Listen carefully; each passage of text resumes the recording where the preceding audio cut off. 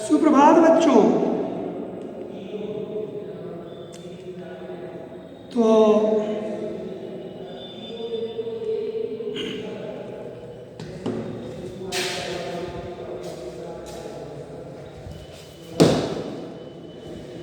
आज देख लेता हूँ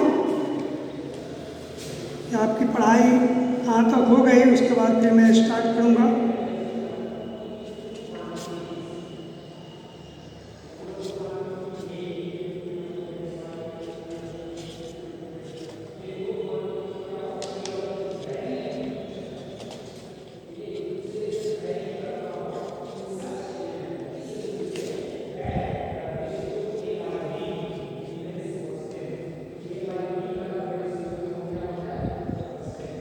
हाँ, तो आपकी पढ़ाई जो है चैप्टर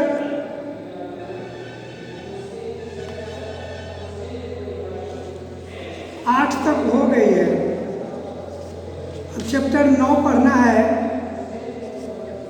आओ बने कैलाश सत्यार्थी।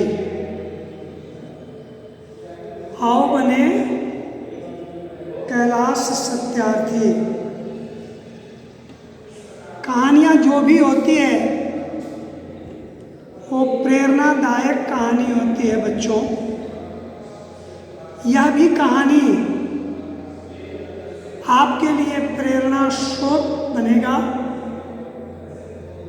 आपको इससे शिक्षा मिलेगी, है कि नहीं? आपको इससे शिक्षा मिलेगी। तो चलें, कहानी क्या है उधर।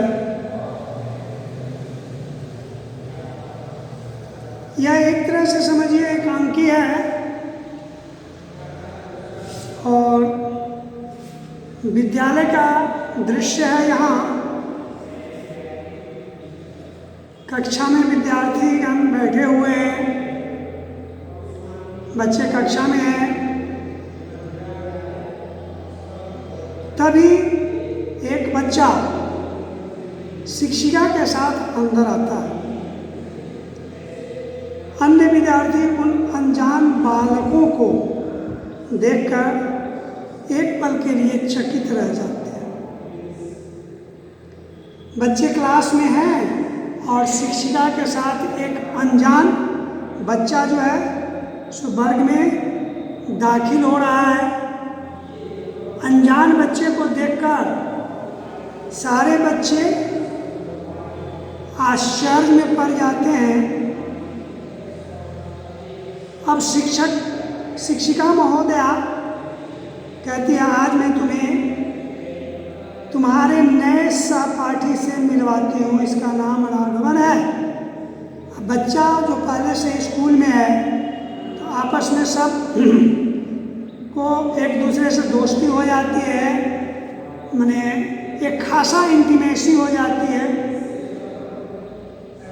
मित्रवत व्यवहार होने लगता है। लेकिन वही 2 महीना, 4 महीना, 5 महीना के बाद कोई रिसेंट में कोई लड़का एडमिशन कराता है स्कूल में, और वह जो आता है क्लास में तो वह जो है कि थोड़ा उदास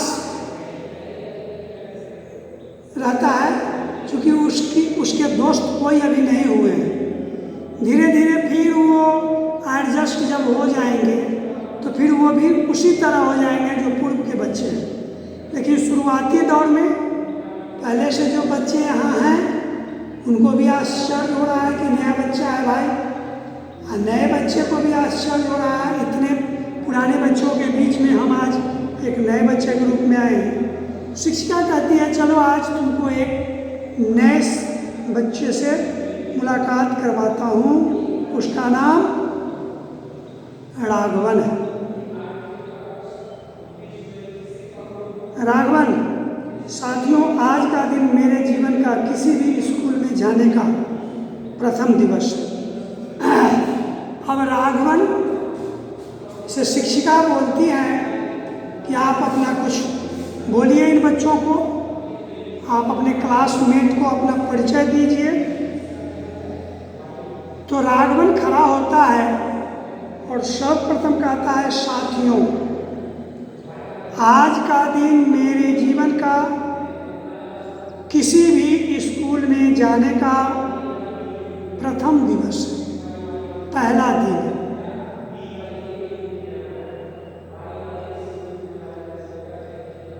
तो उसी वर्ग में बैठी हुई एक लड़की सुनैना, वो कहती है, इसका मतलब है,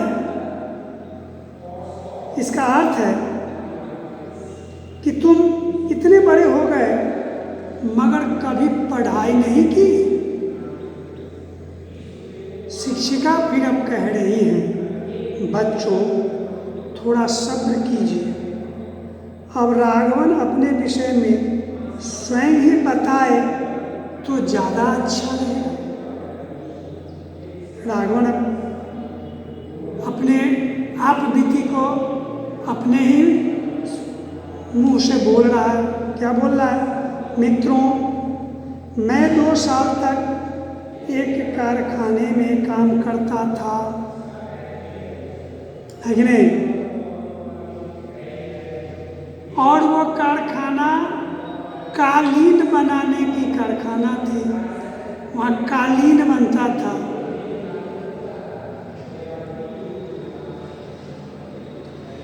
पाँच वर्ष की उम्र से ही मैं इसी काम पर लग गया था। चूंकि और से लोग उस फैक्ट्री में बड़े बड़े थे, मैं तो 5 साल का जब था तब ये उस फैक्ट्री में चला गया था। जाहिर सी बात है कि सबसे बच्चे स्टाफ में हम ही थे, तो सब मिलकर के हमें बहुत मारता था। नौकर के तरह ये चीज़ ले आओ, वो चीज़ ले आओ, पानी लाओ, ये करो, वो करो, है कि नहीं? काम भी करवाते थे, मारते पीटते भी थे। और उतना ही नहीं, भरपेट खाना भी नहीं देते थे।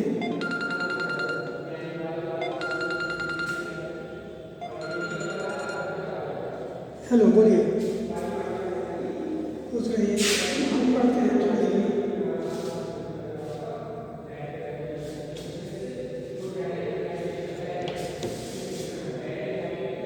तो राघवन ने बताया कि कैलाश सत्यार्थी जी ने उसे उस नरक से निकाला। राघवन आप बीती जो कर रहा था ना, उससे लोग बहुत दुखी हुए और अचंभित हो गए।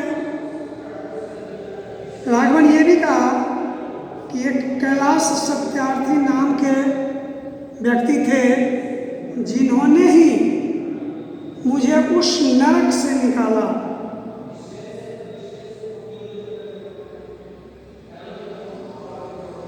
कैलाश सत्यार्थी जी ने मात्र 11 वर्ष की आयु में पुरानी किताबें इकट्ठी करके उन छात्रों को दी जिनके पास नई किताबें खरीदने के पैसे नहीं थे।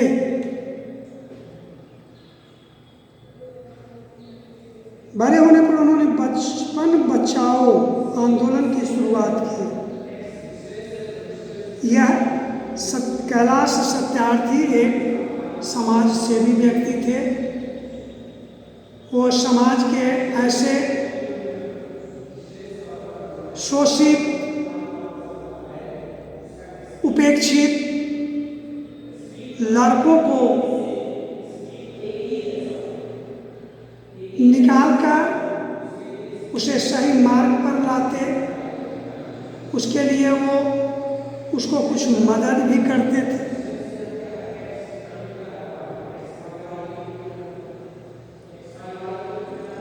कैलाश सत्यार्थी जी ने मात्र 11 वर्ष की आयु में पुरानी किताबें इकट्ठी करके उन छात्रों को दी जिनके पास नई किताबें खरीदने के पैसे नहीं थे, पुरानी किताब को मांग मांग करके ये इकट्ठा किए, और जो गरीब बालक था वो जिसके पास किताब खरीदने के पैसे नहीं थे उसको ये फ्री ऑफ कॉस्ट देता था कि बेटा पढ़ो।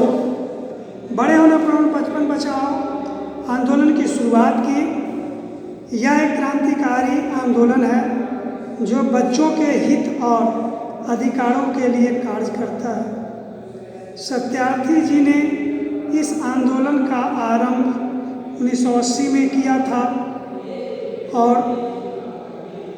अब तक वे 80,000 से अधिक बच्चों का जीवन बचा चुके हैं।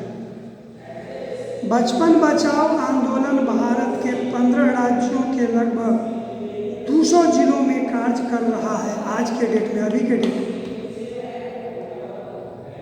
इस आंदोलन में 70,000 से अधिक लोग कार्य करते हैं और मासूम बच्चों के जीवन को बचाने में अपना पूरा योगदान देते हैं, लगे रहते हैं।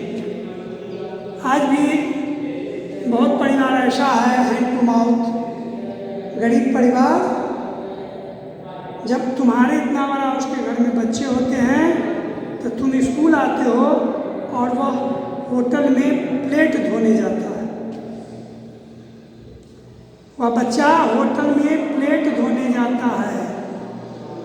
वह बच्चा साइकिल की दुकान में काम करता है। वह बच्चा को फुसला करके लोग फैक्ट्री में ले जा करके उससे नाजायज फायदा लेते हैं। वह बच्चा किसी के जन मजदूरी का काम करता है, क्यों? दो पैसा होगा। गार्जियन ही कहते हैं, प्रेरणा देते हैं कि स्कूल नहीं जाना है, स्कूल जाने से कोई फायदा नहीं है।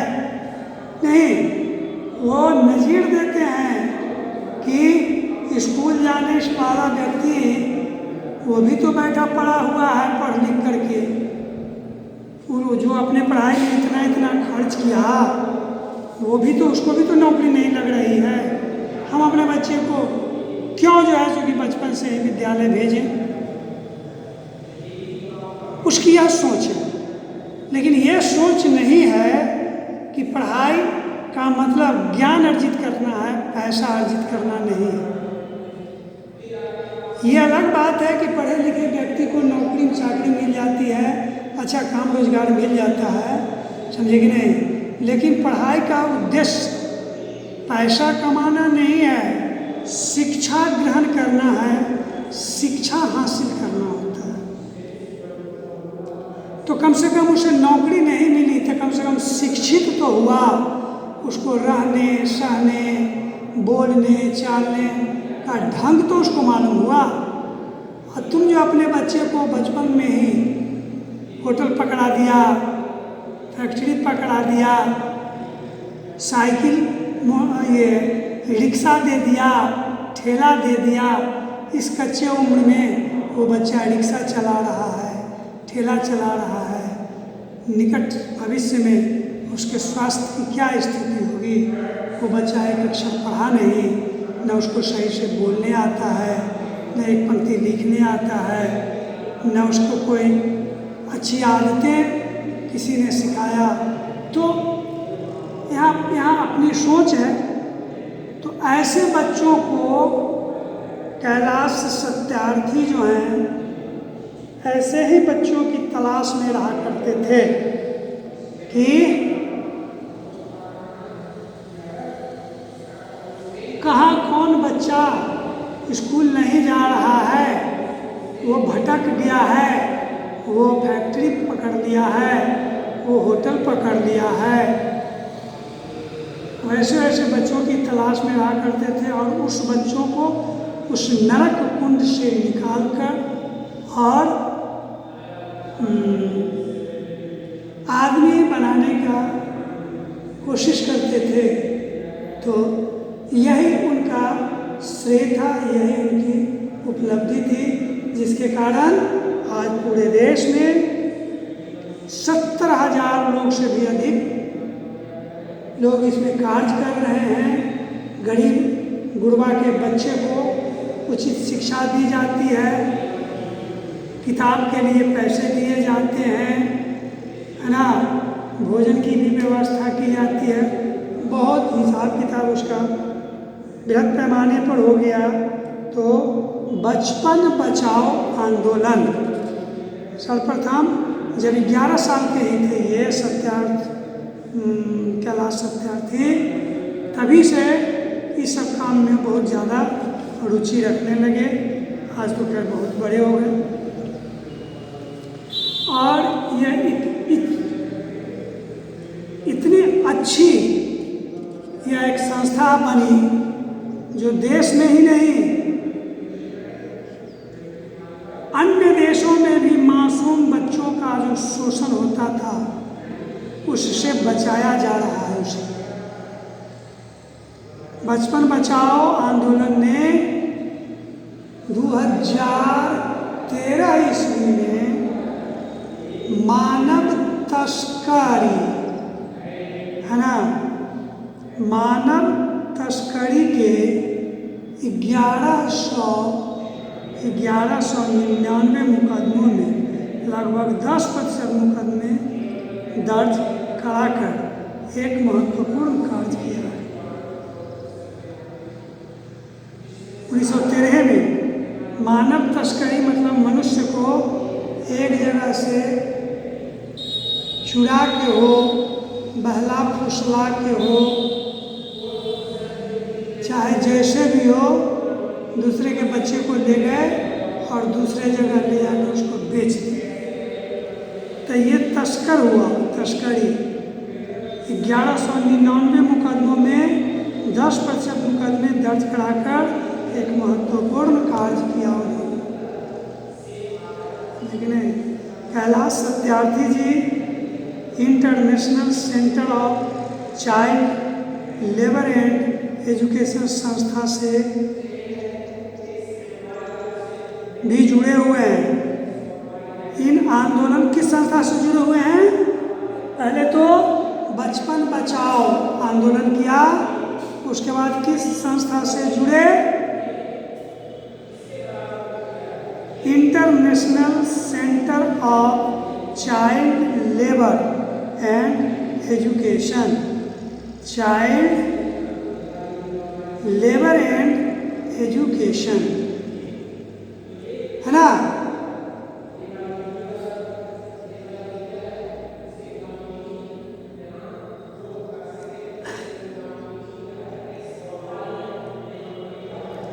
इस आंदोलन को वैश्विक स्तर पर ले जाने का कार्य भी सत्यार्थी जी ने ही किया, इसलिए उन्हें विश्व के सबसे बड़े पुरस्कार नोबेल पुरस्कार से भी नवाजा गया है कि नहीं?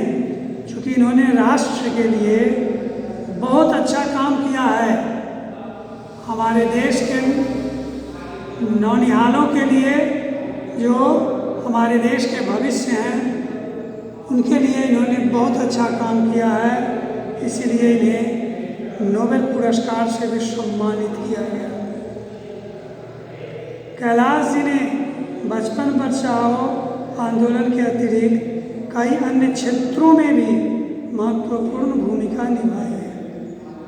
1981 में स्वामी अग्निवेश के साथ मिलकर बंधुआ मुक्ति मोर्चा की स्थापना की। पहले था बंधुआ मजदूर।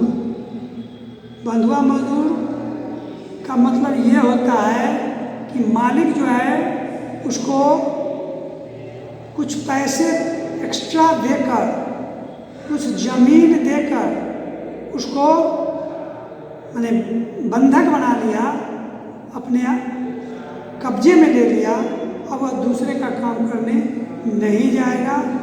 जब काम करेगा तो उसी व्यक्ति का काम करेगा जिसने उसे एक मोटी रकम पहले दे दी है, चाहे उसके बीमारी में दिया हो या उसकी बेटी की शादी में दिया हो, एक मोटी रकम दे दी है।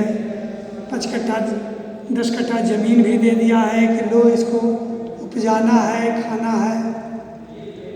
तो इसके एहसान में मजदूर भी एहसान तले दब जाते हैं और वो मालिक उसका शोषण करते हैं। शोषण किस मामले में? आपके यहाँ अगर कोई जन आता है तो आज के डेट में अगर वो 200 रुपया लेता है प्रतिदिन के हिसाब से, तो बंधुआ मजदूर उसी मालिक के यहाँ काम करने के लिए जाएगा तो 125 रुपया देंगे, है कि नहीं? 100 रुपया देंगे। क्यों भाई? तो ये मेरा बंधुआ मजदूर है ना। मजदूर भी सोचता है, हालांकि मजदूर को अखड़ होता है कि अगर इनके यहाँ नहीं काम करें, कहीं दूसरे जगह काम करें तो हम 2 नमड़ी कमा कर लाएंगे। इनके यहाँ 1.5 भी नहीं पुरता है, 1 से 1.25 में ही बम बोल जाते हैं। ये रोज़ हमारा 75 रुपया 50 रुपया जो घाटा हो रहा है, तो उसको अखरता है। जब वो कहता है अपने मालिक से कि देखिए सब जगह 200 रुपया रोज़ है, आप हमको 10 रुपया कम दीजिए, इतना कम दीजिएगा। तो मालिक बिगड़ करके उसको गाली भाली भी करते हैं, कहते हैं कि ठीक है, आज से मेरा तुम एक खेत छोड़ दो और मेरा जो पैसा लिए हुए हो एट ए टाइम आज के डेट में मुझे रिटर्न कर दो। अब उस बेचारे के पास न उतना पैसा हो रहा है न वो रिटर्न कर रहा है। नाजायज फायदा, इसी को कहते हैं बंधुआ मजदूर। तो बंधुआ मुक्ति मोर्चा भी कैलाश सत्यार्थी जी ने चलाया 1981 में। इसकी स्थापना की।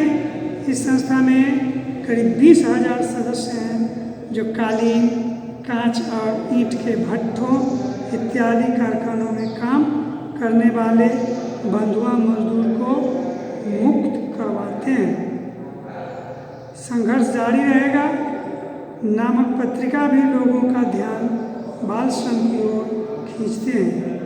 इस पत्रिका की शुरुआत भी सत्यार्थी जी ने की है। उन्होंने ही 108 देशों के 14,000 संगठनों के साथ मिलकर बाल मजदूरी विरोधी विश्व यात्रा भी शुरू की थी। बाल मजदूर विरोधी विश्व यात्रा, इस यात्रा में लाखों लोग इस प्रण के साथ शामिल हुए थे कि वे बाल मजदूरी को समाप्त करके रहेंगे। सत्यार्थी जी ने भोपाल गैस त्रासदी में भी राहत अभियान चलाया। वे अब भी ग्लोबल मार्च अगेंस्ट चाइल्ड लेबर के अध्यक्ष। उन्हें राष्ट्रीय तथा अंतर्राष्ट्रीय स्तर पर अनेक पुरस्कार मिल चुके हैं। सत्यार्थी जी ने बच्चों को बाल श्रम से मुक्त कराना ही अपने जीवन का उद्देश्य बनाया।